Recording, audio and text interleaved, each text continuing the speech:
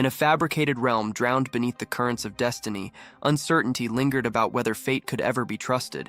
It was a force capable of steering one toward countless endings, molded by the smallest of choices. Yet, some believed that regardless of what path was taken, every soul was bound to arrive at the same inevitable conclusion, a life already charted by unseen hands. Within that same world, chaos erupted when monsters emerged from nowhere and overran the land. Panic consumed the population, dragging the once stable order into ruin. Some collapsed, trembling in despair, while others fled aimlessly, their cries echoing through the shattered landscape as the grotesque creatures advanced, spreading terror like wildfire. During one of these desperate escapes, a small group of survivors reached a dead end, a towering cliff that marked the edge of their hope. They scrambled for hiding places, but in the barren plain only scattered rocks offered meager shelter. Behind one of them, a girl wept in silence, her voice cracking as she prayed for the monster to overlook her. Her trembling body betrayed her, and the soft sound of a tear striking her chest guided the beast straight to her. In those final moments, she pleaded for mercy, but her cries met a creature devoid of empathy. Driven purely by instinct, it acted, swift, merciless, unfeeling. Not far away, a boy with vivid green eyes crouched behind another rock, watching. The scene made him question whether this was truly the so-called phantom star. He realized how brutal the beginner's test was, understanding that survival for even 5 minutes was the key to completing his job change. Yet, judging by the terrified civilians around him, he doubted anyone here could last a single minute. The boy's name was Jiang Kai. At that moment, he was taking part in an initiation test on a world known as Phantom Star, a massive celestial body that had mysteriously appeared near Earth's orbit 50 years earlier. Strangely, its arrival had not disturbed the planet's gravitational balance or trajectory. Still, after its sudden manifestation, life on Earth began to warp. Animals and plants mutated into beings of nightmare, creatures later known as celestial monsters, and civilization crumbled beneath their rampage. As humanity teetered on extinction, a new phenomenon emerged. Strange teleportation matrices scattered across the planet. Those who dared to step through them found themselves transported to Phantom Star, their bodies converted into digital form, their fates rewritten in a world where survival itself had become the first trial. When humanity first stepped onto Phantom Star, they found themselves in a world that blurred the line between illusion and reality, a digital realm of astonishing hyper-realism.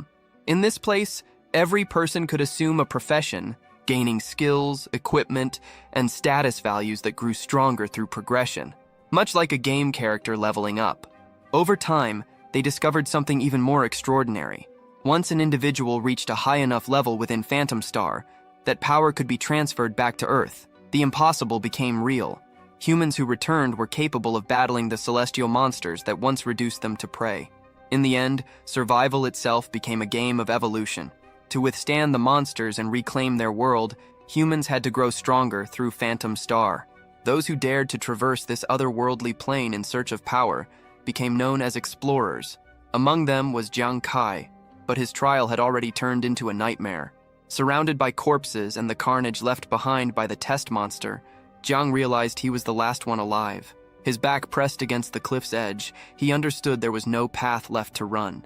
As the creature turned toward him, the weight of regret crushed him harder than any wound. He thought of his family, the lies he told, the promises he broke. His sister, who had endured so much just to help him enter Phantom Star, had assured him not to worry about the costs. His older brother, despite his failing kidneys, had continued to struggle to save enough for surgery. Yet here he was, unable to complete the job transfer, wasting everything they had sacrificed for him, dying a useless death at the edge of an abyss. Despair threatened to consume him, but as the monster lunged to deliver the final blow, instinct roared louder than fear. He bolted, his only thought being that if he was going to die, he'd do it fighting, for them. The creature's strike grazed him, ripping through his shoulder, but the pain only fueled his resolve. With no way forward and death behind him, Jiang made his choice. He hurled himself off the cliff. To him, the odds of survival in the abyss seemed better than facing that monster head-on. Just as Jiang hurled himself into the abyss, a chime echoed through the air, the unmistakable tone of a system notification. Before his eyes, a translucent window appeared, commenting on his desperate leap. The message congratulated him for triggering a 1 in a million event, awarding him access to a hidden career. Another prompt followed, confirming that his job transfer had succeeded and that he had obtained an honorable hidden profession. After the long, disorienting fall, his body finally struck the earth, cushioned by branches and leaves that slowed his descent. Against all odds, he survived. When consciousness returned, he found himself lying beside a river flowing steadily southward. Confusion set in. His wounds were gone, his pain erased. The injuries from before had completely vanished. Then, the air rippled. A distortion in space unfolded before him, and from it emerged the system's physical manifestation. A beautiful girl formed from light and data. She announced that, since his transfer was complete, his base attributes would now be updated. It was as though he had been reborn with full vitality. Jiang asked if she was the artificial intelligence that governed this world, but she ignored the question, listing his newly awakened talents instead. The first was double talent, an ability that amplified all rewards and punishments twofold, with a slim 1% chance of triggering a super double effect that multiplied them 10 times over. By sheer luck, the boy had activated this hidden power the very moment he acquired it, unlocking another gift in return. The next window revealed his secondary talent, super critical. It multiplied his damage 200 times over, though it had only a 1% activation rate. Jiang stared at the glowing screen in disbelief, his exhaustion replaced by exhilaration. Against impossible odds, he had fallen into despair and landed on destiny. After reviewing his status window, the hero noticed that his 4 basic attributes totaled 36 points.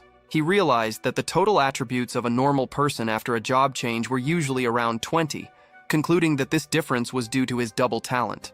Because of that, he understood that each level gained on Phantom Star would be equivalent to the evolution of 2 people.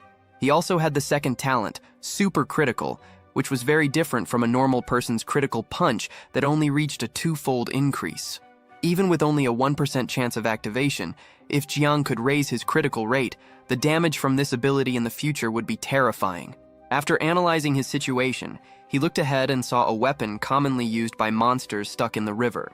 His original plan had been to change class and return to Earth to earn some money, since even a weak class could still bring profit. However, he had not expected to accidentally trigger an additional job transfer judgment, becoming a hidden and powerful player. Thinking about it, Jiang believed that he might now be able to reach the amount needed for his older brother's surgery and give his family better conditions. Still, he knew that completing the job transfer in the beginner test was only the first step, with other trials to come. The main goal for every beginner was to reach the city of Shenzhou within 7 days, a mission considered extremely difficult because the test area was full of monsters. If he died, he would be teleported back to Earth. Although death on Phantom Star caused no harm in the real world and allowed re-entry after some time, this privilege was limited to the rich, as returning required a high cost. For Jiang, there would be no second chance. Then, from the depths of the forest, a terrifying sound echoed, announcing the hero's first challenge with his new abilities. He hid behind a tree, recognizing the familiar cry. Moments later, a massive serpent burst forth, attacking a man who swung blindly in fear, fists cloaked in strange energy. That man was Jiang Kai's longtime friend, Yuan Zhu, who, despite having a seemingly strong ability, still trembled before the monsters. From his hiding spot, the protagonist realized that the one being attacked by the land snakes was his friend. Knowing that a single bite could kill, he called out to him and rushed to help. Yuan, shocked to see him, cried and begged him to flee, warning that the snakes possessed high attributes and deadly poison, creatures far beyond what beginners could handle. Ignoring the warning, Jiang threw his weapon with precision, piercing one of the snakes and killing it instantly. Yuan stood frozen in disbelief, astonished that his friend could slay such a creature. But Jiang had anticipated this moment. Before entering the fight, he had already decided to use Yuan's situation as a distraction, striking when the monsters were focused elsewhere. Sensing danger, the remaining snakes hissed and lunged at him. Yuan shouted again, warning that their agility far exceeded human limits. Even so, Jiang easily evaded every strike, moving with the enhanced speed granted after his system update.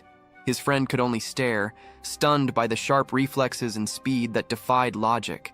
Jiang knew his attributes had multiplied after the job change, putting him on par with a level 2 being, stronger than the level 1 snakes. Tightening his grip on his weapon, he told Yuan to keep drawing their attention. After a short but fierce struggle, the snakes lay dead, leaving Yuan speechless at how quickly the battle had ended. Jiang looked at his system window, thinking his profession seemed to favor low strength but high agility, with enough offensive power to deal damage. Finally, his eyes fell on the iron spear he had taken from the human-faced monster, realizing it could be a valuable weapon for the beginner zone. With the battle finished, Yuan ran to his friend, wrapping him in a tight embrace and praising his strength despite being only a beginner. Jiang pushed him back, saying he had just been lucky after completing his job change and obtaining the player profession. Yuan didn't fully understand what that meant, but mentioned that his own class wasn't bad either, being a martial artist. It was no wonder he had lasted so long, as that profession ranked 5th within the divine glory realm. No one truly knew how many professions existed on Phantom Star. Every explorer, however, had to undergo the job change upon arrival, and the type of profession depended entirely on the job change material purchased before entering the virtual world. The wealthy could afford top-tier materials, spending millions to obtain strong professions such as martial artist, paladin, or assassin. The poor, on the other hand, were limited to the cheapest materials, which granted weak professions like drunkard or beggar. Changing the subject, the hero asked if his friend had borrowed money from loan sharks to afford his profession, but Yuan avoided answering, promising to explain later. On Phantom Star, players could exchange any loot they obtained for money, and Zhang intended to use his earnings to help his family. Together, they planned to take the carcasses of the defeated snakes, since materials and equipment from Phantom Star turned into cards that could later be traded or sold in the system market. Judging from the fight, the player profession already appeared stronger than the martial artist class, which was considered high-ranking among explorers. Suddenly, a girl appeared in the forest, lost and disoriented. Her sudden arrival made Jiang curious, while Yuan grew tense with fear. Despite the dangerous surroundings, the girl, who introduced herself as Su-ai, looked harmless and pleaded to join them for safety. Jiang immediately refused, stating that they were already struggling to survive, and bringing another person would only make things harder. Su begged not to be left behind, explaining through tears that her profession was healer, a class that could aid them in battle.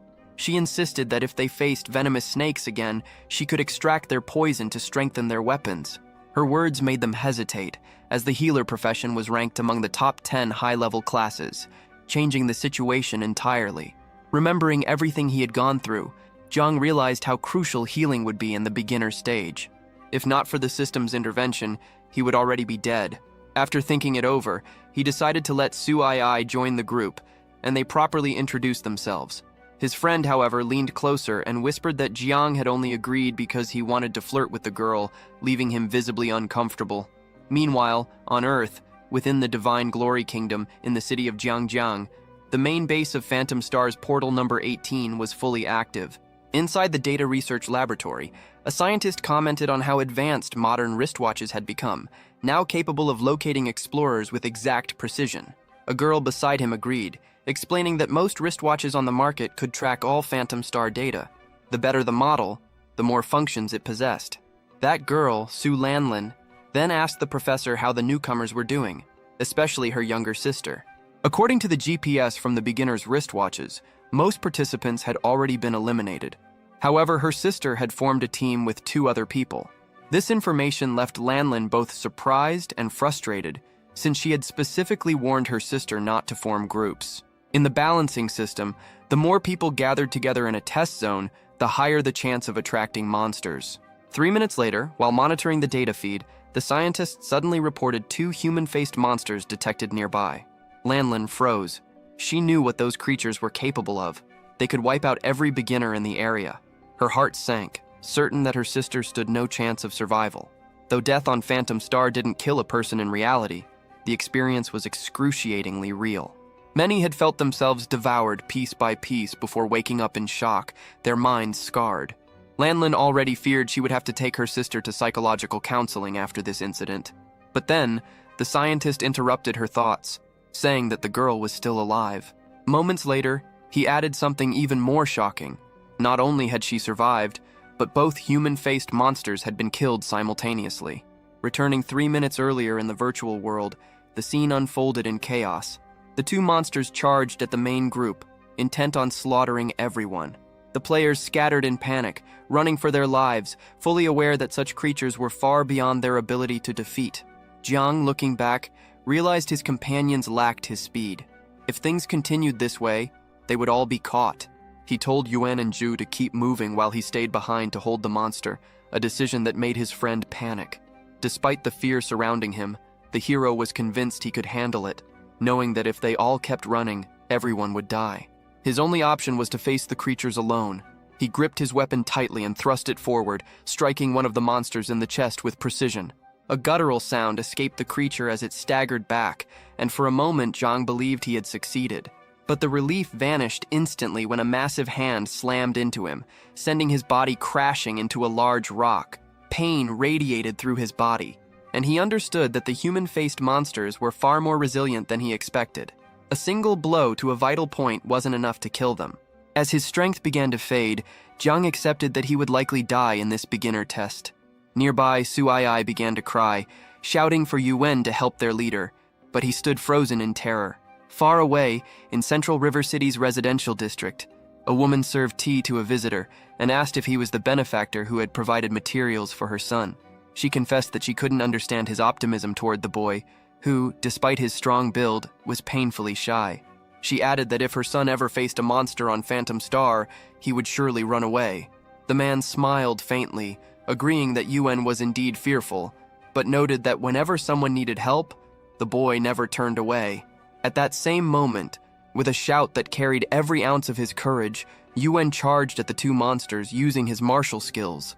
His body trembled, but his spirit burned. He wondered if his friend had stayed behind only because he thought him a coward.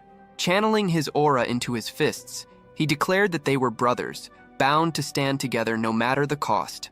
With fierce resolve, he advanced toward the monsters, unleashing a devastating punch that struck the center of the human-faced creature's body. Jiang watched his friend and wondered if he was truly capable of defeating such an enemy with a single strike. He soon realized that, even if the damage dealt was minimal, the martial artist's control and precision were remarkable, proof of why that profession held such a high rank. Now, both Yuan and Sui had joined the fight. While Yuan fought head-on, Su began tending to Jiang's wounds, her healing light covering the injuries caused by the monsters. Jiang, confused, asked what she was doing there since she wasn't a combatant. Embarrassed, she explained that she couldn't abandon her teammates because a healer's duty was to treat the wounded, no matter the danger. Her father had died during a past monster wave after fighting endlessly without any healer's support. Remembering that, she refused to make the same mistake again. As her healing enveloped him, Zhang felt his strength returning completely. He stood up with renewed energy, smiling and commending her courage. Still, Su pointed out that even with all three of them fighting, their attacks weren't strong enough to defeat a single human-faced monster. Then Jiang recalled what she had mentioned earlier, that she could extract venom from snakes to strengthen weapons. He quickly retrieved the serpent's carcass and asked her to heal his friend while applying the venom to his weapon at the same time. Though uncertain, she agreed to try, determined to give it everything she had. The hero knew it was their only chance. He couldn't withstand the monster's blows, but Yuan could, thanks to his martial proficiency. Though his damage remained low, Su's healing and buffing abilities could amplify their strength. Together, they formed a classic battle formation: defense, healing, and offense working in unison. After a long and careful process, the venom extraction was completed, coating the tip of Jiang's weapon with a shimmering layer of poison. With his weapon enhanced, he prepared to charge once more, fully aware that a beginner's offensive power was still far from enough, but it was all they had. On his way forward, Jiang asked Yuan to restrain one of the human-faced monsters so that he could strike. The request was instantly understood, and Yuan resumed his role as the group's shield. Jiang knew now that if the three of them moved as one, each fulfilling their role in perfect rhythm, even a human-faced monster, infamous as a beginner killer, could fall to a team of novices. With that thought, he leapt again toward the enemy. This time, his venom-enhanced weapon struck deep into the creature's vital point, releasing a surge of energy that erupted into a thunderous explosion across the forest. The system immediately displayed a message. He had defeated a level 2 human-faced monster. His companions stood frozen for a moment, stunned by what they had accomplished together. Then, disbelief gave way to joy. But the celebration was brief, as the remaining monster trembled before them, sensing the fate that awaited it. Driven by primal instinct, it launched forward to attack again. The group quickly formed their battle positions, shield, healer, and striker, moving in flawless coordination. Their formation held, and the second fight began. Meanwhile, in the scientist's monitoring room on Earth, Su Lanlin watched in disbelief. The data from the wristwatches indicated that the novices had killed 2 human-faced monsters, something nearly impossible for players at their level. The scientist confirmed that Su Ai lacked the necessary strength or skills to deal such a blow, and both of her teammates were also only level 1. That left only one explanation. The killer was the explorer Jiang Kai. Yet, the strange part was that his occupation remained hidden, unreadable even to the monitoring systems. Lanlin frowned, doubting the data but unable to deny the results. Someone capable of killing 2 human-faced monsters at that stage must possess an extraordinary profession, and she found herself wondering who this mysterious man really was. Back on Phantom Star, the system announced that the monster's remains could be collected. Exhausted, the group collapsed to the ground, catching their breath after the brutal fight. Yuan congratulated his friend's clever strategy, and Su expressed relief that they now had the strength to face human-faced monsters, believing they could complete the test safely. However, Jiang told them not to rush. There was still plenty of time left to reach their final destination, the city of Shengjiao. He encouraged them to rest and explained that their ranking points would only be calculated after completing the test. The best performers would receive special military-grade equipment, a tremendous advantage for newcomers. Hearing this, Jiang concluded that since they now had the ability to hunt monsters and earn points, they should aim for the top ranks while they still had the chance. With that decision made, Jiang asked his companions if they liked the idea of hunting more monsters to gather points and secure the best possible rewards. The suggestion left them uncertain at first, but hours later, Yuan found himself serving as bait in the forest, surrounded by snakes and trembling with fear. His voice cracked as he complained, wondering if he would be the first to die. From his position atop a tree, Jiang watched the scene unfold and urged his friend to be braver. After all, Yuan was a martial artist, someone built to fight and endure. On another branch nearby, he reminded them that Ai was with them, ready to provide healing and support at any moment. When the snake slithered forward to strike, Jiang jumped from his perch and charged into battle, reassuring his team that dying wouldn't come so easily. The system then announced that he had slain 3 level 1 land snakes, earning 10 experience points out of the 100 required for his next level. He quickly recalled the Phantom Star rules. Only the one who delivered the killing blow received experience. Since he was currently the only one capable of finishing off monsters, the group agreed that he should take all the experience first. His rapid growth would, in turn, guarantee their safety. After a full day and night of hunting, the system congratulated Jiang on reaching level 2, rewarding him with doubled gains. He smiled, pleased that just one day of fighting had already advanced him so far. Ai praised his progress, and Yuan curiously asked how his attributes had changed. Jiang explained that he had gained 20 additional points, bringing his total to 56. The number stunned them both. Yuan pointed out that normal explorers only received 10 points per level, while Ai added that 56 points was comparable to a level 4 explorer. Jiang clarified that this difference came from his profession, which doubled all rewards, though it also doubled any punishment. The girl was amazed, calling it an incredibly powerful profession, while Yuan sighed, feeling that his own class seemed far less impressive by comparison. Then, without warning, a rift in space opened before them. The girl who represented the system appeared again, announcing that players gained new abilities upon reaching level 2. Because of Jiang's unique talent, however, he would receive 2 instead of 1. The revelation filled him with excitement, 2 professional skills instead of 1. The system continued, describing his first ability, Phantom Hand Flying Cards, which granted a 20% penetration effect when throwing objects. If the projectile was a card, the penetration increased to 200%, though it consumed twice the usual mental energy. The second ability was known as Phantom Eye. The Phantom Eye ability granted Jiang a 50% increase in visual range and tracking capacity. However, it also doubled his mental energy consumption during use, though the skill could be improved over time. Both of his new powers were long-range abilities, and even without mastering them yet, Jiang concluded that the player profession was designed for distance combat, something that suited him perfectly. Feeling stronger and more confident, he called his group to continue hunting monsters that yielded higher experience points. Yuan, however, couldn't help but feel a twinge of jealousy at his friend's rapid growth. 2 days later, inside the scientist's monitoring room on Earth, the chief researcher informed the instructor that Su Lanlin's sister was still alive. Lanlin commented that the team's survival meant that Jiang must still possess plenty of untapped strength. But before they could continue their discussion, several guards entered the room, bringing urgent news. The novice test area was about to become far more dangerous. The upper authorities had detected that invaders from the country of elves were infiltrating the region, a rare, large-scale invasion event. Soon after, the supreme commander of the Central River City District, Wei Ying, appeared and ordered immediate preparations to counter the threat. Anxious, Lanlin asked if a mass invasion was truly expected. Wei Ying confirmed it, stating that even if the report proved false, they would maintain full alert. The confirmation left her shaken. She knew the country of elves specialized in targeting novices from foreign nations, slaughtering them to stunt their growth. The rules of Phantom Star prohibited advanced players from entering novice zones, forcing new explorers to survive on their own.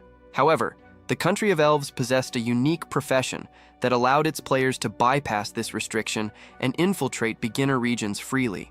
Using this advantage, they invaded, killed, and brutalized new players from other countries, ensuring their deaths were as horrifying as possible.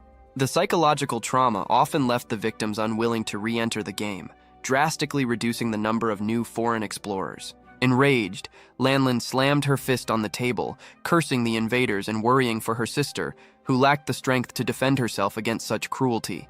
Seeing her distress, Wei Ying calmly ordered the staff to prepare psychological support for all novices. The large-scale invasion had already begun. For this phase of the novice test, most began to accept that there would likely be no survivors. Back on Phantom Star, Jiang and his team moved calmly through the forest, searching for new monsters to hunt and gain experience. But suddenly, Jiang sensed something nearby. His instincts sharpened, and he raised his weapon, staring toward the bushes. Yuan, confused, asked what he was doing, pointing out that they had already passed through the area and found nothing. Jiang, maintaining a serious expression, insisted that the presence he felt came from farther away. Without hesitation, he hurled his spear with all his strength toward the source of the movement. The weapon tore through the air, cutting through the brush and crashing violently in the distance. A dull impact followed. Certain that he had struck something, Jiang told his companions and sprinted ahead, calling them to check. Yuan grumbled, thinking his friend might be imagining things, but followed anyway. When they reached the spot, even in the dim light of night, they found the corpse of a short-spined wild boar, a level 2 creature. The hit had been perfectly clean. Yuan stood speechless, amazed that Jiang had managed to kill a level 2 beast from such a distance. Jiang simply stated that it was the result of his new abilities. The system then appeared, asking if he wished to collect the wild boar's remains, explaining that its spines could be used as weapon material. Without hesitation, he accepted. He quickly analyzed the abilities that had made the feat possible. The Phantom Throw skill had boosted his attack power, while the Phantom Eye ability acted like a blend of slow motion and telescopic vision, allowing him to strike with greater range and precision. Confident, Jiang told his teammates that he only needed one more experience point to reach level 3, suggesting they move on. Before they could continue, laughter echoed from the nearby river. A mocking voice commented that the group seemed rather lucky. Ripples broke the surface as figures began to rise from the water, a squad of invaders smirking as they emerged, speaking casually about the snacks they had found so soon after arriving. Taking command, Jiang demanded to know who they were. Ai froze, intimidated by their presence. One of the men chuckled darkly and said they shouldn't worry, claiming they weren't bad people at all. Their leader, drawing his weapon, declared with a cold grin that they only wished to skin the novices alive and hang their bodies to drain every drop of blood. Then, almost as if reconsidering, he added that it might be more entertaining to peel the boy's skin first and lure human-faced monsters to devour them slowly. Another invader emerged from the river, his tone calm but filled with menace. He explained that, regardless of method, their superiors had given a single order for this mission. Jiang's expression stiffened, fear flickering across his face, while the man before him simply maintained his sinister smile, a dark aura emanating from him. The invader leader then revealed the objective: to ensure that every novice from Glory City failed their test.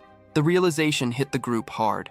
Suai's voice trembled as she identified the men as invaders, killers who entered Phantom Star specifically to hunt new players. Terror spread among them. Her system scan confirmed their worst fears. Every assassin was at least level 3, and their leader was level 5. Jiang's chest tightened. Even under ideal conditions, he could barely fight evenly with a level 4 opponent. Facing a level 5 was suicide, unless he could somehow level up mid-battle. Without hesitation, the enemy commander gave the order to begin the slaughter. Jiang reacted instantly, shouting for his friends to run and split up while he drew the attacker's attention. The invader leader laughed mockingly, calling the novices cowards and asking if everyone from Shengyu City was so pathetic. Then he ordered 2 of his men, both level 3, to chase the one who had fled alone, keeping the others behind. The 2 assassins sprinted after Jiang, weaving through the trees. They taunted him, impressed by his evasive skills, but certain they were closing in. Yet, as they neared their target, he vanished from sight, disappearing into the forest's shadows. Annoyed but amused, one of them sneered, saying the boy wanted to play hide-and-seek. He promised to cut off his feet once he found him. The words had barely left his mouth when a sharp sound cut through the silence. Jiang's weapon flew from the bushes, spinning through the air. The overconfident assassin laughed, thinking he could deflect it easily. But the spear pierced straight through his chest, hurling him backward. His body crashed through trees, shattering trunks until it fell motionless. The second assassin froze, shocked. He called out, asking if his companion was all right, but there was no answer, only silence. Jiang stepped out from behind the trees, calm and expressionless. He glanced at the corpse, then turned his gaze toward the remaining assassin and asked mockingly if that was truly the power of an invader. Holding 3 more projectiles between his fingers, he remarked that the man didn't seem nearly as strong as expected. The assassin, now shaken, activated his wrist device, scanning Jiang's data. The reading confirmed it. The boy was from Shengyu City, level 2, but his total attributes reached 60. Before he could react further, Jiang moved first. Without a word, he hurled his blades with ruthless precision. The projectile struck deep, and the assassin collapsed to his knees, groaning in agony before the novice he had come to kill. With the battle finished, Jiang assessed the situation and felt satisfied. His attributes now matched those of a level 4 explorer, allowing him to dispatch a level 3 invader with ease. The earlier decision to split up had only been a tactical maneuver, a deliberate plan to lure smaller groups of enemies and eliminate them one by one. He was still just shy of the experience needed to reach level 3, but that problem would soon be solved. From what he had learned on Earth, killing another explorer allowed the victor to seize the opponent's wristwatch and choose to absorb their experience. The system confirmed his success. 2 level 3 explorers defeated, each worth 100 experience points. Without hesitation, Jiang accepted the prompt and looted their experience. A moment later, the notification appeared. He had reached level 3. His power rose sharply. The stat increase nearly doubled his capability, bringing his total attributes to 76 points, already beyond the usual 60-point average of level 5 explorers. Retrieving the watches from the fallen assassins and pulling his weapon from a corpse, he prepared to return and help his friends. Elsewhere, things were far worse. Yuan and Su Ai were barely holding on. One of the remaining assassins laughed, mocking the martial artist and the healer he had stumbled upon, saying he hadn't expected to find such valuable professions in a beginner zone. Delighted by their bad luck, the invaders decided to torture the pair slowly. Su worked frantically to heal Yuan's injuries, asking through tears if their leader would come back. Bleeding and exhausted, Yuan smiled weakly and said he definitely would. After all, Jiang always ran when pursued by girls, but never abandoned friends or family in danger.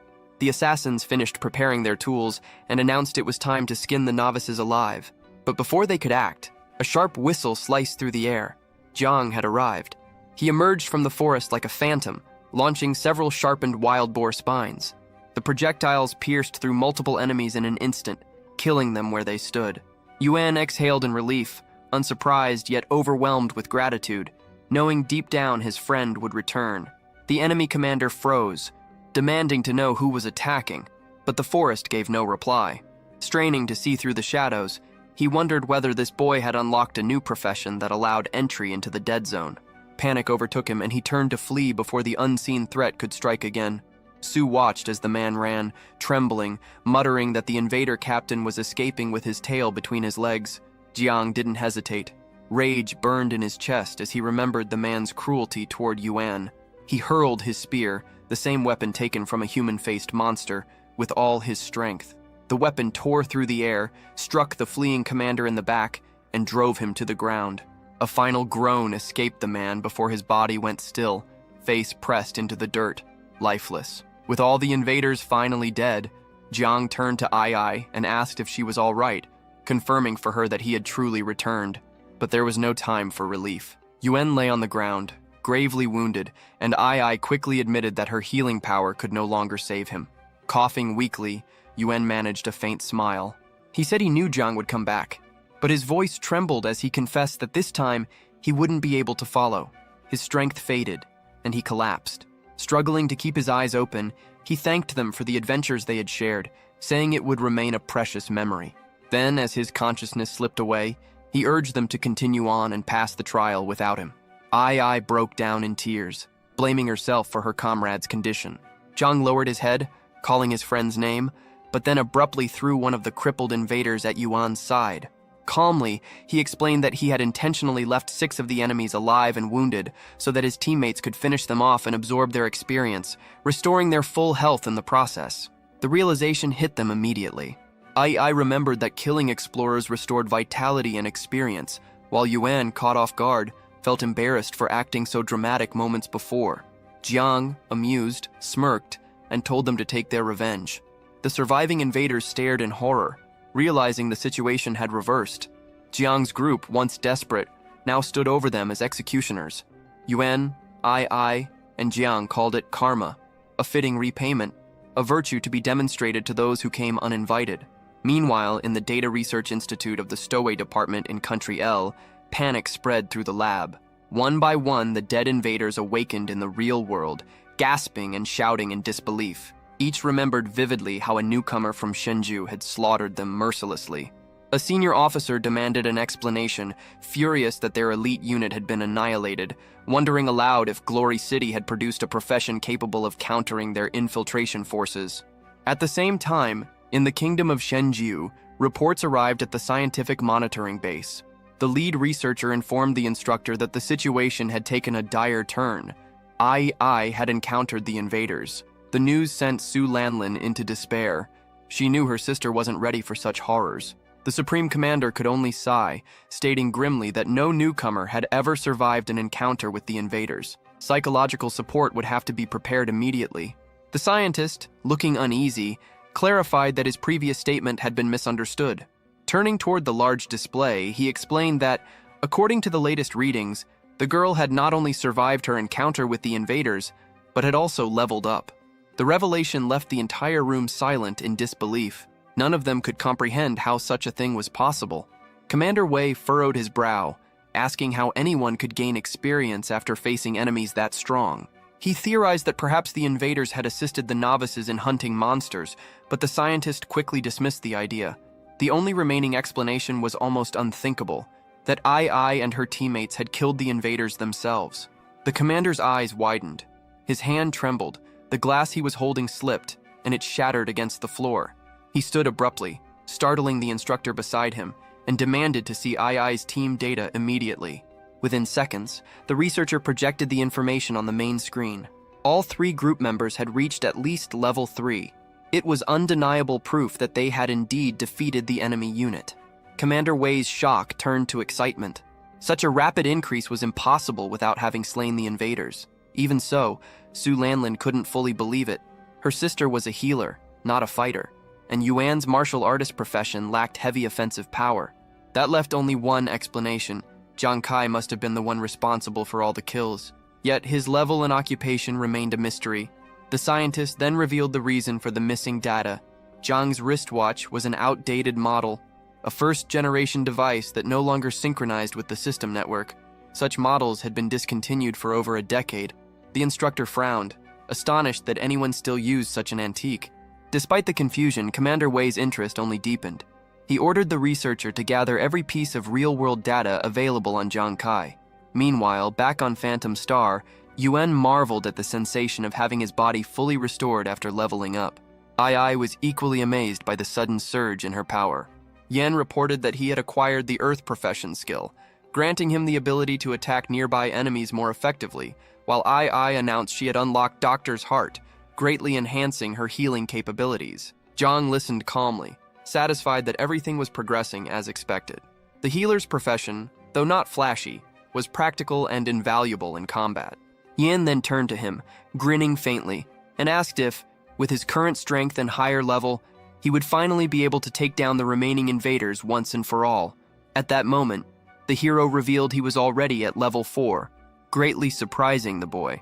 They were shocked, not understanding how he reached level 4 so quickly, realizing that his total attribute was 96, equivalent to a level 8 explorer. In this case, the protagonist explained that when escaping, he killed the 2 malefactors who followed him, reaching level 3, and then the others when he returned. This left his childhood friend indignant that the group leader was still stronger than him, and the girl asked Jiang what they should do next. In response, the hero said he heard the captain say they were part of the second team of invaders, so now they must hunt Group 1. Half a day later, in a forest somewhere in the beginner area, several enemy soldiers walked, laughing about the situation they were in. They commented among themselves about the information that Team 2 was eliminated by newcomers and mocked, saying they should retire.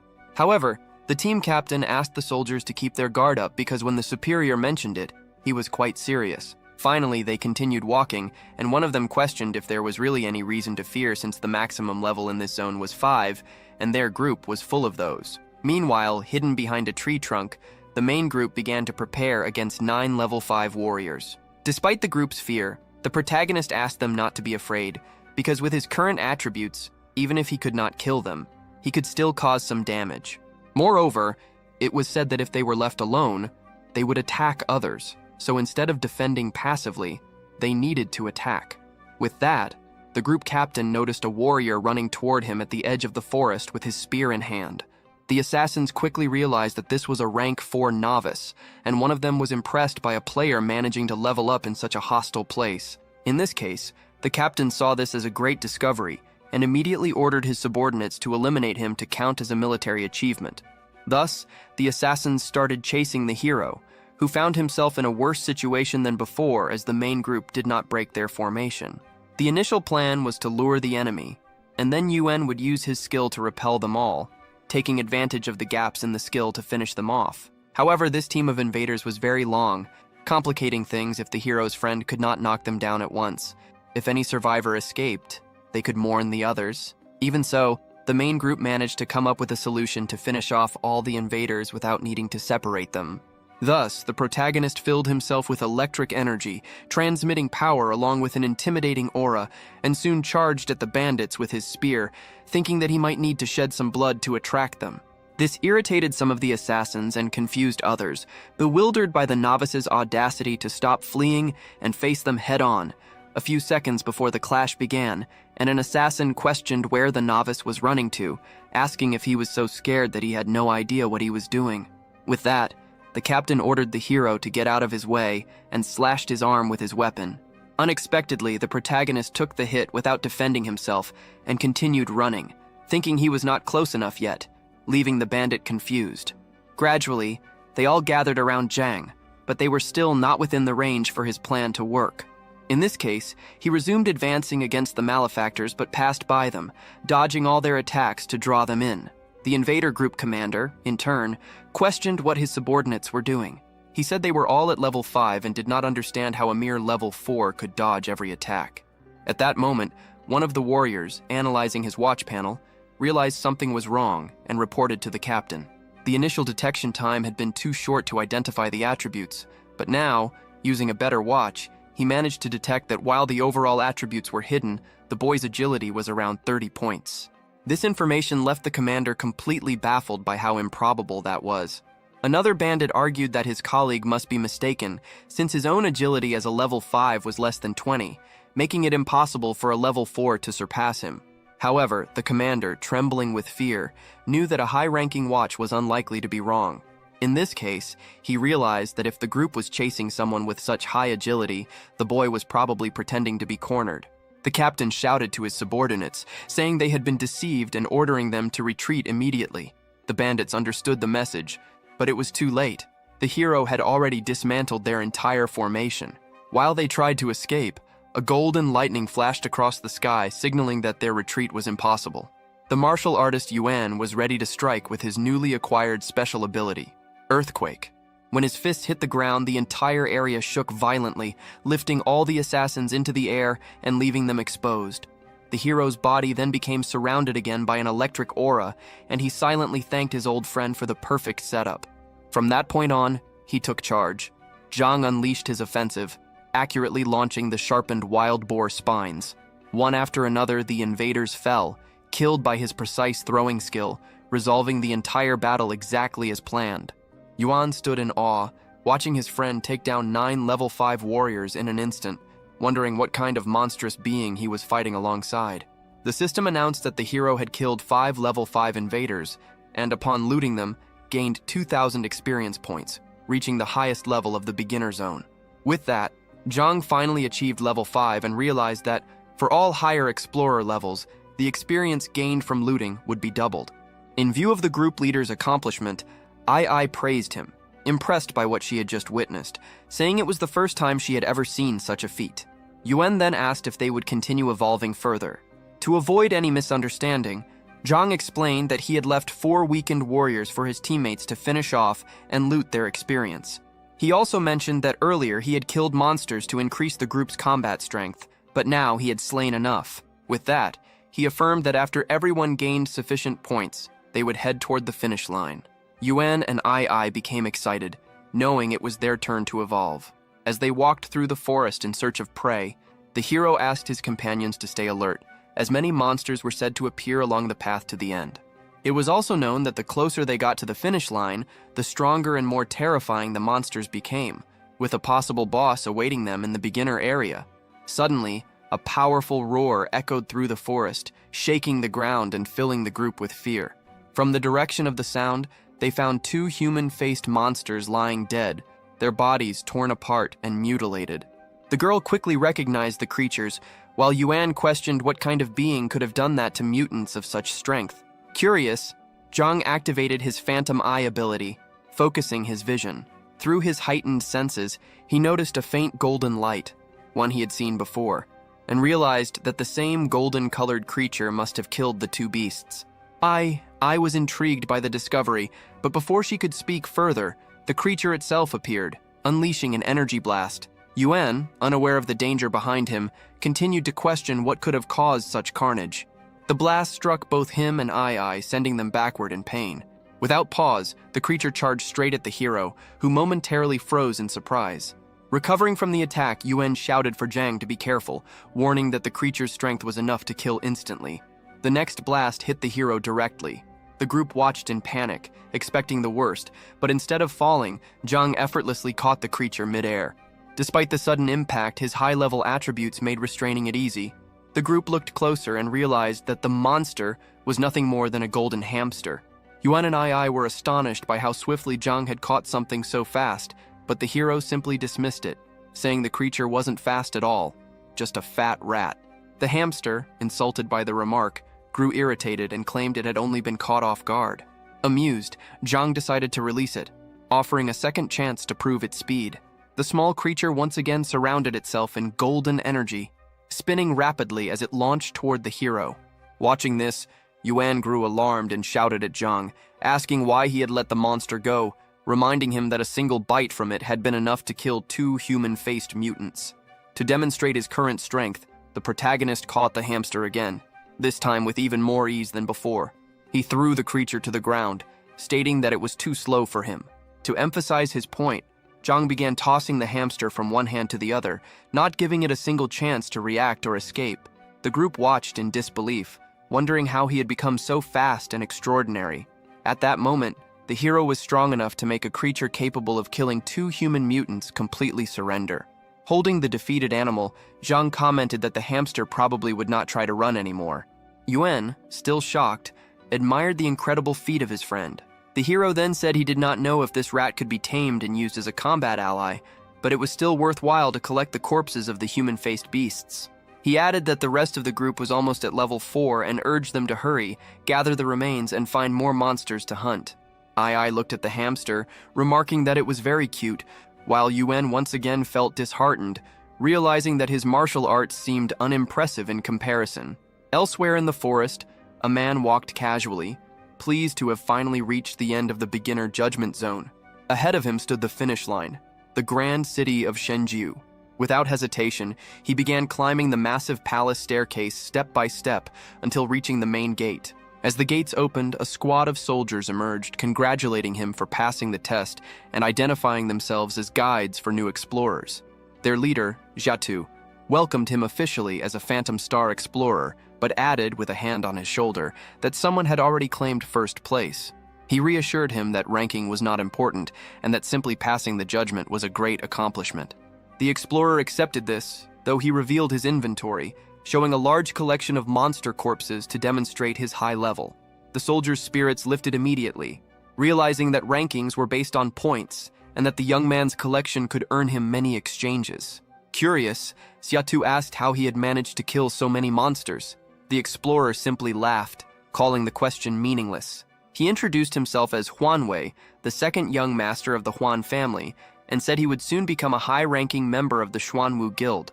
He explained that he had received special training before entering Phantom Star.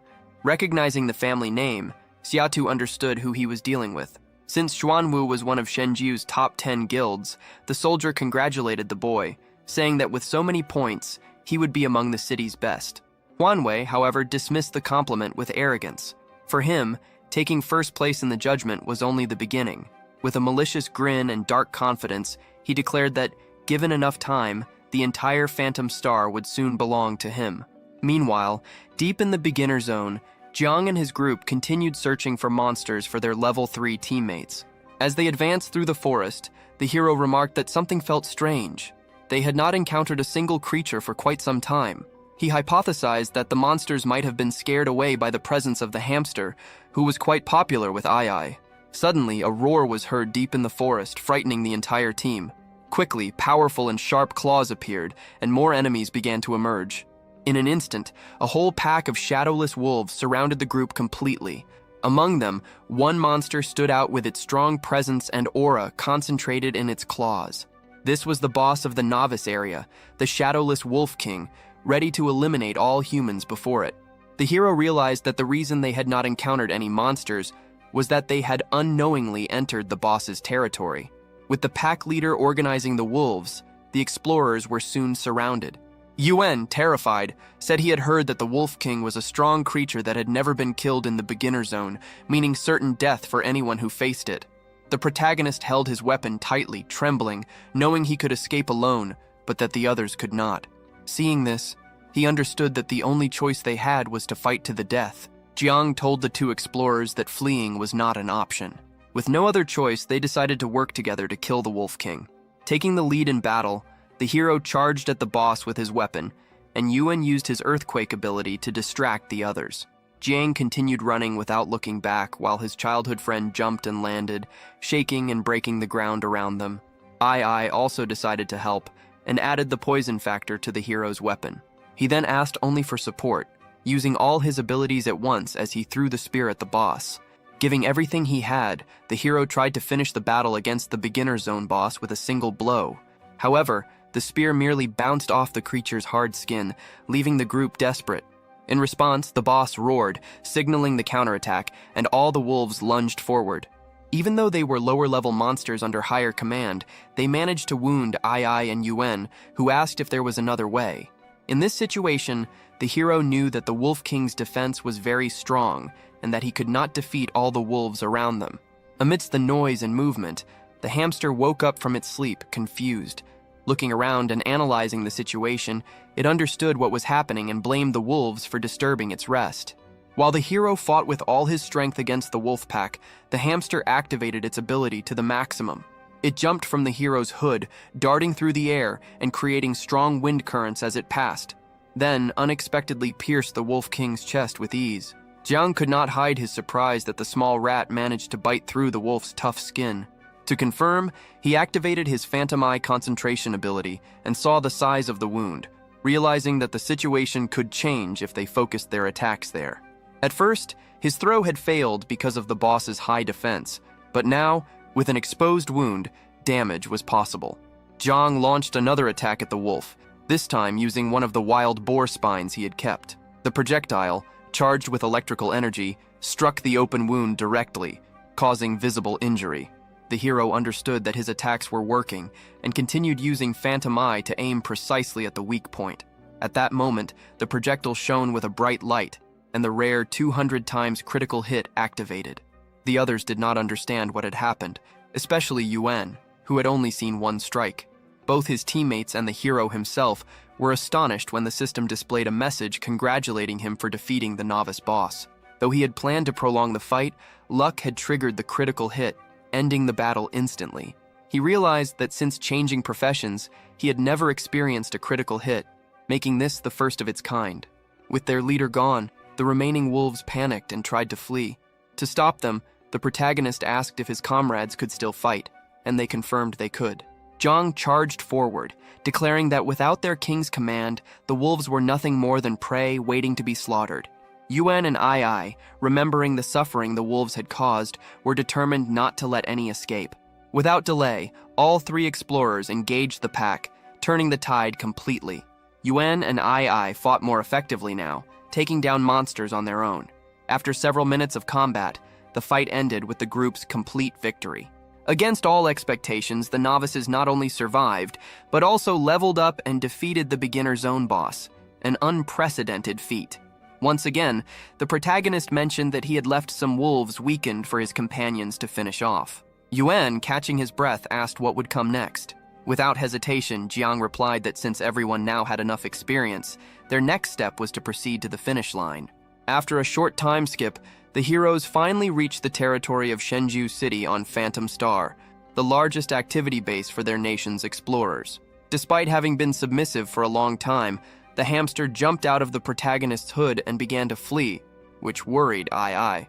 Zhang, however, assured her that it was fine, as he had never intended to restrict the creature's freedom, especially one that had helped so much in the final battle. A little farther into the city, the group finally arrived at the final reception hall of the beginner's judgment. The guide, Xiatu, congratulated them for completing the trial, and Zhang asked to see the ranking of the newcomers who had passed, which was approved without issue. At that moment, the young man from a wealthy family appeared with a malicious smile, saying he hadn't expected the maid who worked for his household to participate. He offered to show the ranking himself, and Zhang thought he hadn't expected to see Huang Wei there so soon. Proudly, the rich boy looked at the list, claiming first place for himself and mocking that Zhang's group had also made it, but from the bottom up. Other bullies joined in, laughing and calling the hero's team losers, questioning how they even dared to ask about their positions. In his mind, Jiang remembered that his sister had worked for the Huang family to save money so he could join Phantom Star. Despite her efforts, the young master constantly harassed her and even used his brother's illness to humiliate them both. Enraged, Yuan stepped forward to confront him, but Jiang stopped him, saying it was fine. He then apologized to everyone present and calmly stated that the rankings would soon be reorganized, with his group taking the top 3 spots. For a moment, silence filled the hall before being broken by the bully's laughter, mocking the statement as pure delusion. In response, Jiang told his teammates that they no longer needed to pretend. Ai agreed, and Yuan, activating his watch, said he was ready. Without hesitation, the main group decided to prove their worth, displaying their inventories before the massive screen as the rankings began to refresh. The bullies froze in disbelief, staring wide-eyed at the sight of countless monster corpses, all belonging to only 3 explorers. Huang Wei's shock deepened as he noticed not only human-faced beasts, but also shadowless wolves among their trophies. When his gaze fell upon the corpse of the shadowless Wolf King, he called it impossible, demanding to know how a group of supposed losers could have defeated the boss. The hero, unfazed, simply replied that the rankings would reveal what was true and what was not. Moments later, a notification appeared, and the leaderboard began to update, confirming the authenticity of their points. Inevitably, the arrogant noble was forced to face reality. The very group he had mocked had taken the top 3 positions. That wasn't all they had. The young man wondered if they could earn points by making the invaders disappear for good. The knight then noticed that the wristwatches they carried belonged to the invaders from Country L. Another contestant scoffed, claiming they had exposed themselves as liars. After all, rookies couldn't possibly handle that many invaders. He turned to the crowd, asking if any of them had ever faced invaders before, and everyone admitted they hadn't. With that, he demanded the leader disqualify the so-called talented ones, convinced they were fakes. The murmurs of jealousy spread, the crowd calling for punishment for the supposed liars. But then, someone stepped forward, confirming that invaders did exist. They just hadn't managed to alert everyone in time. Yibing, shocked when he learned the truth, said his superiors had actually ordered him to commend Jiang Kai and his group. The man introducing himself was Liu Jun, the vice commander of the military division. That revelation silenced the doubters. The jealous ones finally realized the group had been telling the truth all along. As recognition for their deeds, the military division decided to raise their reward and upgrade their equipment. The second and third places would receive A-class gear, while Jiang Kai, who ranked first, would be granted an S-class reward. Hearing this, Jiang and his friends could hardly contain their excitement. The envious crowd, however, was stunned. Those newcomers would now start their journey with top-tier equipment.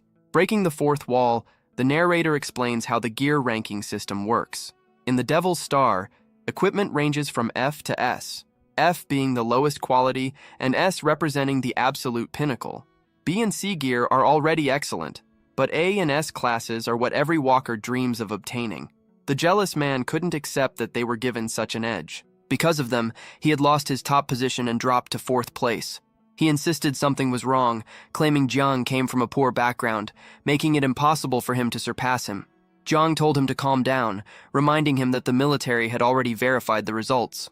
And if he kept insulting his family, things would turn ugly. But the jealous one, consumed by anger, refused to stop. He shouted that Jiang and his friends were nothing but worthless peasants.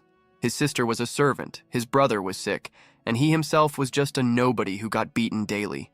Someone like him had no right to talk back. That deeply enraged Jiang. On top of that, his sister still worked as a servant in Huang's house, and he swore he'd deal with that soon. Huang tried to strike him, but Jiang moved first, so fast that the attacker didn't even realize what happened. A deep slash appeared across Huang's chest, blood gushing out. Those who saw it couldn't comprehend what had just occurred.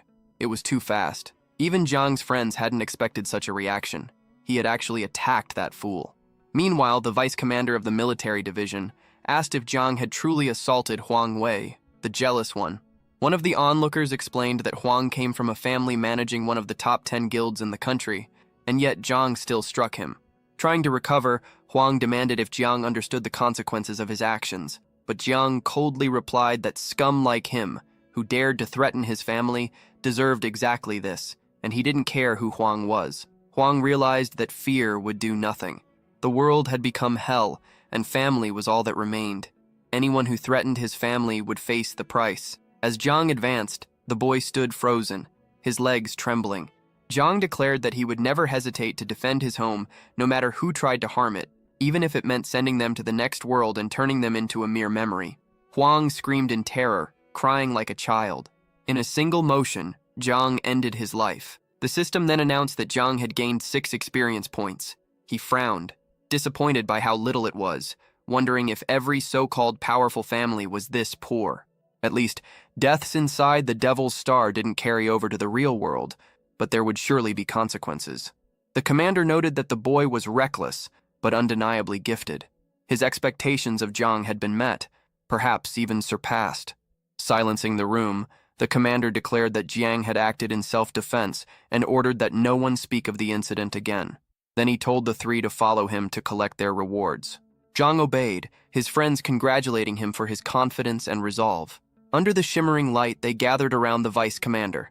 Apologizing for the delay, he presented the equipment prepared by the military as their reward. When he reached toward the boxes, one opened on its own, releasing a brilliant golden glow. The girl received the Jade of Vitality, a healer's dream artifact that increased mentality and physique by 15 points, while enhancing healing and potion-making effectiveness. The boy beside her obtained an A-class armor piece, the Blackstone Rhino armor, which boosted defense and strength by 16 points and reduced damage taken by 16%. Finally, it was Kai's turn to open his box. His eyes sparkled as he saw what was inside. The system announced that the item required evaluation. It was a finely crafted pair of daggers. The vice commander was surprised, and his colleague noted that only high-grade gear required evaluation cards. Fortunately, the commander had one on hand and handed it to him. The card merged seamlessly with the item, activating its appraisal. The daggers granted 9 points in strength, piercing, and agility. As a unique effect, for every tribulation consumed, the user's critical chance increased, up to a maximum of 90%. The vice commander thought the item wouldn't suit a rookie, since beginners usually dealt low damage, and their critical rate couldn't reach such levels. His colleagues argued that it was unfair to give such a mismatched item, especially after how much effort Kai had shown, and suggested replacing it. It would be troublesome, but the commander could try. However, Kai refused. Contrary to their assumptions, he liked the weapon. In fact, it was the best item he could have received.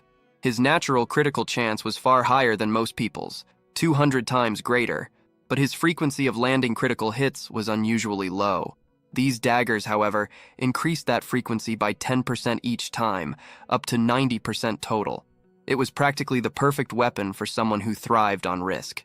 Since Kai didn't wish to exchange it, the commander decided to let it be. He then informed the group that, with the tutorial completed, they were free to return to Earth. Before leaving, he approached Kai and warned that someone might come looking for him soon. He should stay cautious on his way home. After everything that happened, the group returned to the city. Kai hadn't expected to pass the rookie test so easily and couldn't wait to tell his siblings all about it. But as he neared his neighborhood, something felt off. Several luxury cars were parked in front of his house. He wondered if one of the neighbors had suddenly struck it rich. Pulling out his phone, he considered snapping a picture but decided not to overthink it. Stepping inside, he announced his return, eager to share his success with his family. Instead, he froze.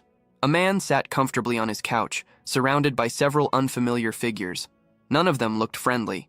They already knew how well he had done in his evaluation. The man introduced himself as Huang Da, the brother of the jealous brat Jiang had cut down. Kai demanded to know what he was doing in his house, but before he could react, a heavy blow struck the back of his head. The door slammed shut behind him. 2 men grabbed him, holding him down. Huang Da explained that his younger brother now needed psychological treatment after what Jiang had done, and accused Kai's family of oppressing theirs, not the other way around. Even if he kept his brother offline for a month, he said, he could make sure Kai stayed offline forever. He raised his baton, ready to strike. Kai struggled, but bound as he was, he couldn't defend himself. Then the door burst open with a violent kick, slamming straight into the heads of the 2 thugs. The impact sent them sprawling, and even Huang Da was knocked to the ground. Trying to get up, he demanded to know who had interrupted them. The newcomer stepped forward, the same man who had warned Kai earlier to be careful returning home. Scolding the boy, the commander demanded to know why he hadn't taken the warning seriously. The woman beside him presented a document, ordering everyone to stay still. This was now a military matter. That man was Wei, the supreme commander of the city's military forces. The intruders had no idea who they were dealing with. They were there for Kai, and they had just offended someone they never should have touched. Shocked, Huang Da stammered, asking who the boy really was, and if he came from some powerful family. Kai slowly stood up, still dazed after being restrained. He could hardly believe the commander himself had come to his house, and that it was to see him. Because of their reckless mistake, the thugs were detained and sent to the police station. Kai thanked Commander Wei for stepping in, but couldn't help asking why he had come personally. Wei told him not to be nervous. He was there because Kai and his team had performed exceptionally well during the test. After Kai went offline, his friends had already been invited to join the military, and now they had come to extend the same offer to him. The old man sighed, exhaling smoke from a cigarette banned in 89 countries. With that, he declared that the boy now had a new profession. The woman beside him asked if Kai understood what the emergence of a new profession meant. There were already many professions, and every 20 levels, explorers could change theirs, altering their attributes each time. Some became stronger, others weaker. Most professions were useless, but the military was always searching for those with real combat potential, and from what they'd seen, Kai had plenty of it.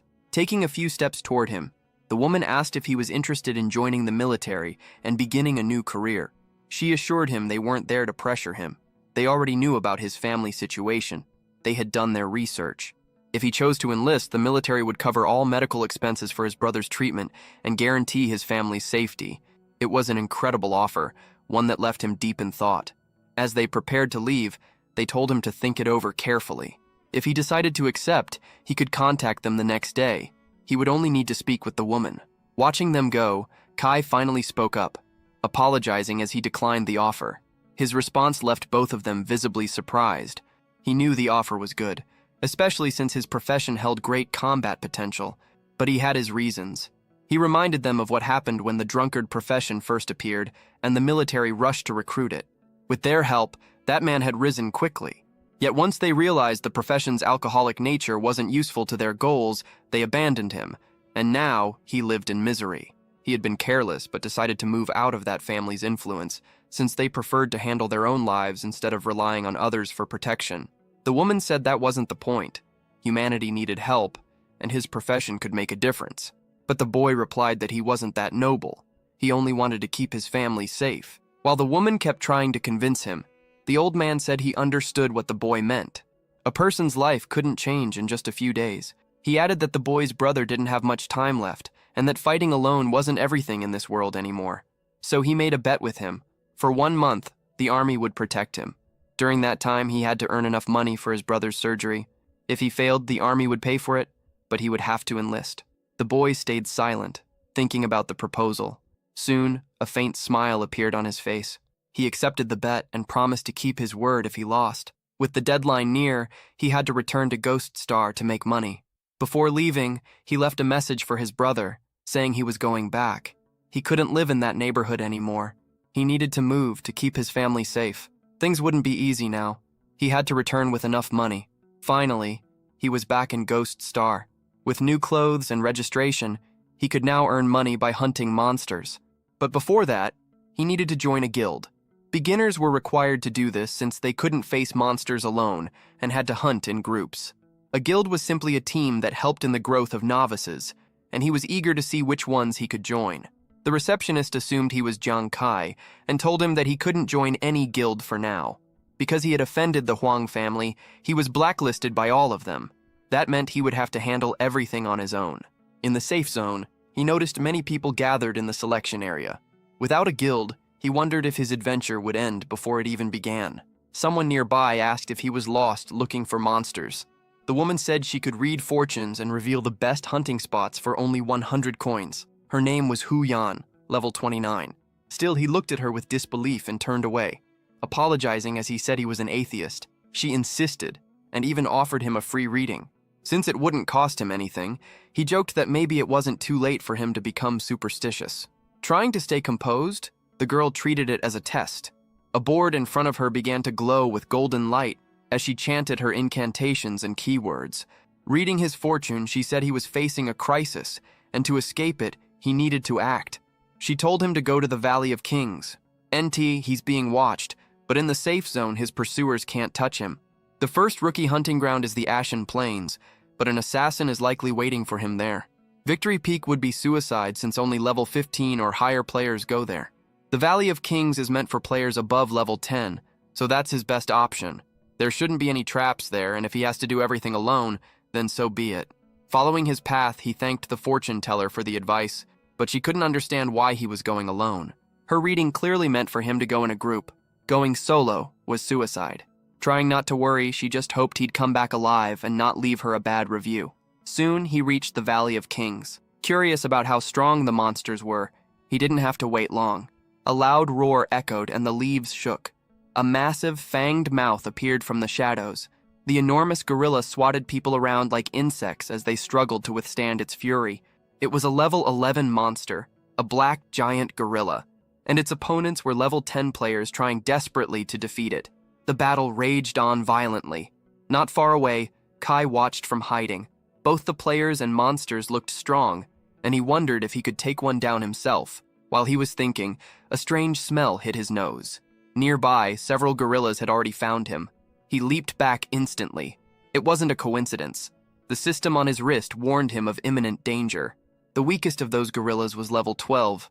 Meanwhile, the group of explorers managed to finish off the level 11 gorilla without any losses. One of them said they should brag about it later, and the captain agreed. But before they could celebrate, chaos erupted behind them. They turned to see several gorillas chasing a lone explorer. Kai had apparently wandered into their territory. Watching the scene, the group debated whether to help him, but the captain decided it was too risky. If they interfered, they'd all die. Better to escape now. Yet, As they watched, the first level 12 gorilla dropped dead. Kai's daggers proved their worth. In just 5 strikes, he landed a devastating critical hit. The team stared in disbelief, shocked that the boy had defeated a stronger gorilla than theirs so easily. Kai dodged the remaining ones, confident he could finish them. Preparing his next move, he launched a fierce attack that struck the monster directly. Another gorilla fell. Only one remained, the strongest of the group. The captain watched, certain that this last one wouldn't go down easily. Kai had only 3 daggers left, and his stamina was nearly gone. He had to trust that his critical chance would rise before the beast reached him. Preparing to strike, he threw the 3 daggers, betting they would bring the beast down. They flew at the enraged gorilla, which roared as the blades struck. Kai celebrated. The final 3 blades had indeed scored a critical hit. The gorilla collapsed, motionless and dead. Achieving that would be hard even for a larger group, yet the boy had done it alone. Still, Kai had not expected it to be so tough. With 3 corpse cards in hand, he felt more confident about handling things solo and continued his hunt.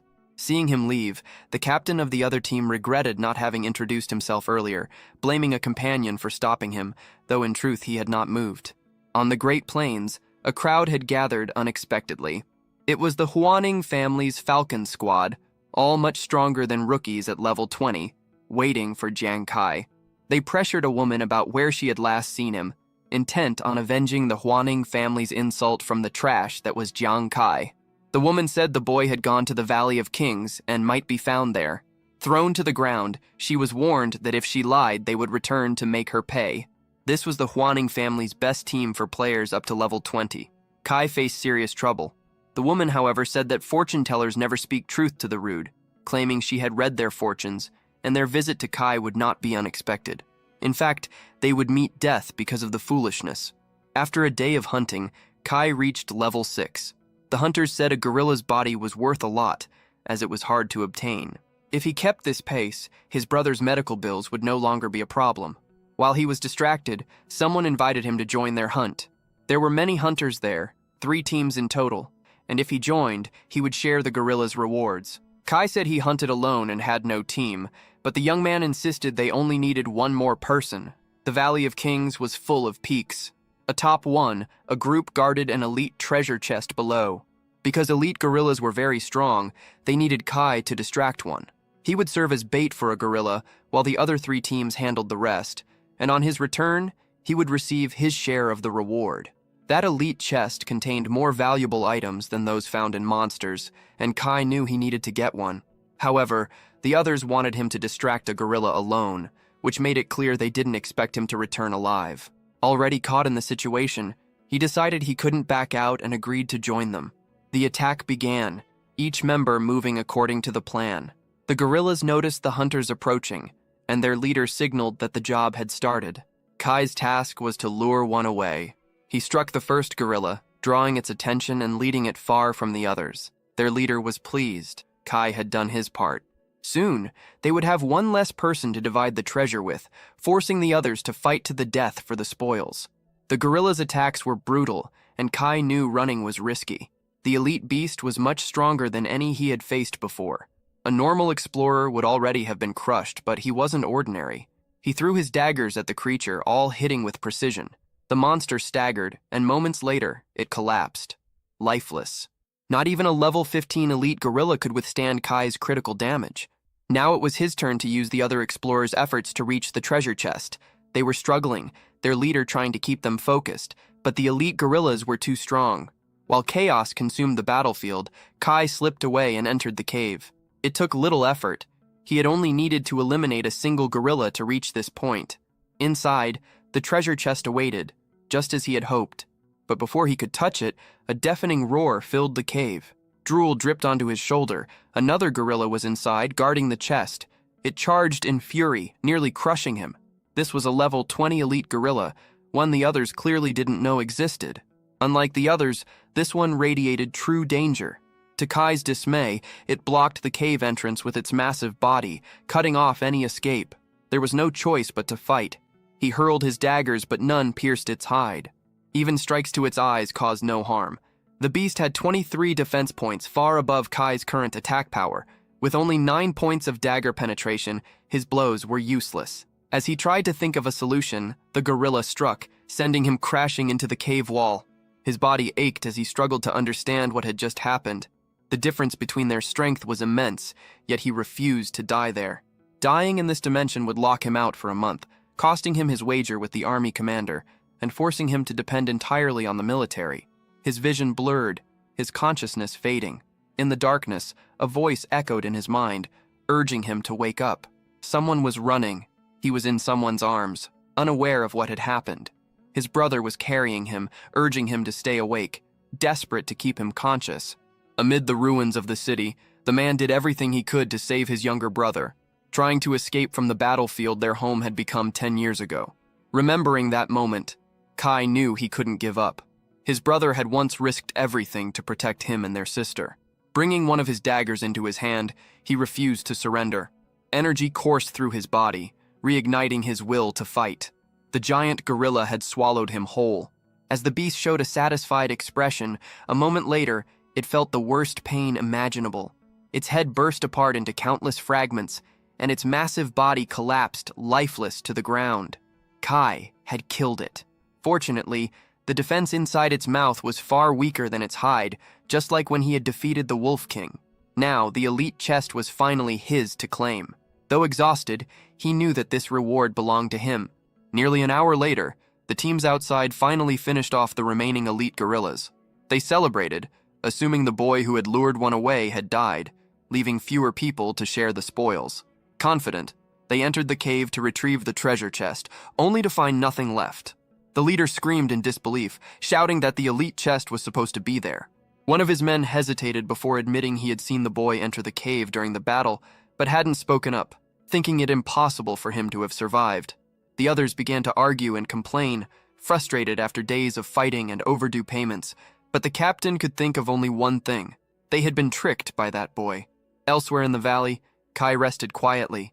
He assumed he had finally shaken off the hunters and opened his system screen. The chest remained unopened. His eyes lit up with anticipation as he gazed at the rewards he had earned. The chest was filled with precious and costly items, an abundance of rare minerals and several pieces of equipment. It was worth far more than any monster corpses he had collected, promising a small fortune. Yet something inside caught Kai's attention, a pair of gloves. He slipped them on, noticing a fire emblem engraved on each. Even so, he couldn't tell whether they favored attack or defense. Once he wore them, his body felt lighter, his strength sharper. Perhaps his agility and power had increased. Wanting to confirm, he prepared to attack and launched his daggers. As they cut through the air, flames suddenly surrounded them. It was clear this was an effect of the new equipment. On Ghost Star, flames varied in type and lethality. Ordinary ones were weak, mostly used for cooking or campfires. Since these seemed normal, he assumed the gloves might be designed for non-combat use. As he pondered this, a loud roar erupted from the forest. A gorilla's hand slammed into the ground with tremendous force. 4 elite elemental gorillas appeared. Kai couldn't tell if one had been struck by his earlier attack while testing the gloves, but even facing one would have been difficult. Now, there were 4. His only possible strategy was to attack the inside of their mouths, just as he had done before. Yet this time, the gorillas were cautious. They kept their jaws tightly shut, denying him any opening. The system displayed a message. Penetration failed, damage applied, 0. Kai's situation had worsened, but he realized the creature's reaction meant they understood how he had killed their kin. He fled, knowing that even if he landed a perfect strike, he couldn't survive fighting 4 of them. Then, unexpectedly, one gorilla's health began to drop. Its body burned where the earlier flames had touched it. Soon, all 4 began losing health as the fire spread uncontrollably between them. The damage increased rapidly until one was completely engulfed in flames, losing 2,000 health points in a single moment. The blaze continued to spread, consuming everything in its path, while the remaining gorillas roared helplessly. Kai watched, astonished, unable to comprehend how the flames had grown so powerful. Then, from the inferno, a single ember drifted toward another of the beasts. The ember landed on the gorilla's chest fur. It brushed it off with one hand, but everything happened too quickly. Now all 3 remaining gorillas were burning. Kai still couldn't understand why the massive beasts had suddenly caught fire without any visible cause. When the flames finally died down, only the charred bodies of the 4 monsters remained. He noticed that the fire's damage had jumped from 10 points to 2,000 in just a few seconds, multiplied 200 times. Those gloves were indeed the source, producing fire that grew stronger with each spread. With this ability, the flames multiplied their damage 200-fold and spread between targets. Ordinary fire barely harmed enemies, but without resistance it could become deadly. With these gloves, he could now deal 2,000 points of damage per second, perfect for wiping out large groups. From that point on, he no longer had to worry about enemies with high defense. That same night became the worst in the guerrillas' history. Though the valley blazed with light, it was remembered as their darkest night. Never before had anyone appeared capable of burning them as if they were dry leaves. Their only option was to run while Kai advanced calmly through the valley, unafraid. Within 10 miles, nothing remained for another explorer to collect. When dawn came on the second day, ashes covered the entire valley. The hunt had been immensely profitable. He had reached level 7, and the gorilla corpses were worth a fortune. Thanks to the gloves, nothing below level 20 could withstand his area attacks. He had also gained 10 elite chests and countless monster corpses. Looking at the sky, Kai felt a pang of loneliness. He missed the days when he used to play with his friends. He didn't know how they were doing now, but he was sure they were thriving in the army. Back in the Valley of Kings, his friends were frustrated. Someone had wiped out every gorilla in the region. His female friend missed Kai's help, remembering how he used to find and defeat monsters with them. A man addressed the recruits, telling them not to speak discouragingly. The area was dangerous for rookies, and even being with Kai would have been risky. This man was Lai, a level 38 explorer. All they could do was keep searching for any remaining gorillas, though they still missed their friend deeply. 3 days later, one of the explorers complained that he could now only find normal gorillas, which were too easy for them. Huang Wei ordered them to focus on finding Kai, calling it a waste of time and talent. Another explorer interrupted, saying that a few days earlier he had seen someone take down 3 gorillas effortlessly. The others turned to listen, astonished, but the arrogant one scoffed, saying that for low-level explorers like them, that must indeed seem impressive. The young man no longer bothered to respond. Holding a picture of Kai, the arrogant one asked if anyone had seen that person anywhere in the valley. They confirmed that it was indeed the same individual who had taken down 3 gorillas alone. Still, they insisted it was impossible. A level 5 rookie couldn't have done that. Unconvinced, they decided they would handle him personally once they found him, and soon after spotted him leaving the Valley of Kings. That discovery made the arrogant one grin. Kai was close. Without hesitation, he ordered the squad to move. After days of searching, they would finally complete their mission. Kai's former companions could only pity those clueless pursuers. Near the valley's exit, several explorers complained that no gorillas remained in the area. Some said a massive fire had wiped them all out, forcing everyone to wait for repopulation. None could believe a single person might have caused it. Now level 10 after defeating every gorilla and collecting 19 elite chests, Kai was preparing to leave when a shout called his name. He turned and saw the squad that had come to kill him, the Huang family's Falcon unit. Spectators whispered, wondering what he had done to offend such a group. Facing them, Kai asked if the Huang family had truly sent them. Drawing his sword, their leader replied that Kai must have forgotten whom he'd insulted during the tutorial. Now they were all here to finish him. Kai steadied himself, warning that he had acted in self-defense and asking if they really wanted to continue. They ignored him, caring only about the bounty on his head. If that was their motive, then, he decided, he would show no mercy. His daggers shot forward toward the attackers. Some managed to deflect them, scoffing at the faint burns left behind. Mocking him, they laughed at how little damage ordinary fire could do. Kai asked what they would think if that fire began to deal real damage. Moments later, one of the men screamed as his health dropped by 2,000 points per second. Flames consumed him until his body was no longer visible. His companions panicked, unable to extinguish the spreading fire. The other 2, whose clothes had only caught small sparks, soon joined their leader as burning silhouettes. The rest of the squad, desperate and terrified, was engulfed one after another by the uncontrollable blaze. The system announced that Kai had obliterated the team, looting all their experience. The witnesses stared in disbelief. Since they had been so eager to deliver their spoils, Kai accepted them gladly. He looked down at the scorched bodies of those who had tried to kill him. The onlookers couldn't comprehend how a single man had annihilated an elite level 20 squad. Curiosity spread as players tried to identify him, but his information remained hidden. They speculated that he must be a powerful fire mage using special equipment to block stat visibility. Checking his own status window, Kai saw that he had gained 2 additional levels from the brief fight. Asking the system why others couldn't read his stats, he was told that his abilities granted so many bonus attributes that players of similar levels couldn't detect them. Realizing this, Kai smiled. It meant he could remain invisible to potential threats. Arriving at the town's trading post, Kai introduced himself and explained that he wanted to sell some items. The saleswoman barely looked up, accustomed to dealing with broke explorers bringing worthless junk. Judging by his ragged appearance, she expected the same. But when Kai began placing his loot on the counter, her expression froze. Before her were numerous gorilla body cards, several elite gorilla cards, and much more. Then, to her astonishment, he produced 19 elite chests, all collected from the Valley of Kings. The woman's eyes widened. No one had ever brought in such a haul. Kai calmly asked how much it was all worth. For a few seconds, the saleswoman stood speechless. Most players sold 1 or 2 items at a time. This boy looked like a wholesaler. Snapping back to reality, she straightened her posture, excited now, and said she would calculate everything herself since she was the best merchant in town. Kai crossed his arms, amused. "This should be interesting," he muttered. If you enjoyed this video, don't forget to give it a thumbs up, it really helps. And for more content like this, make sure to subscribe and hit the notification bell so you don't miss any updates. Let me know in the comments if you'd like to see another part. I'd love to hear your thoughts. See you next time. Bye-bye.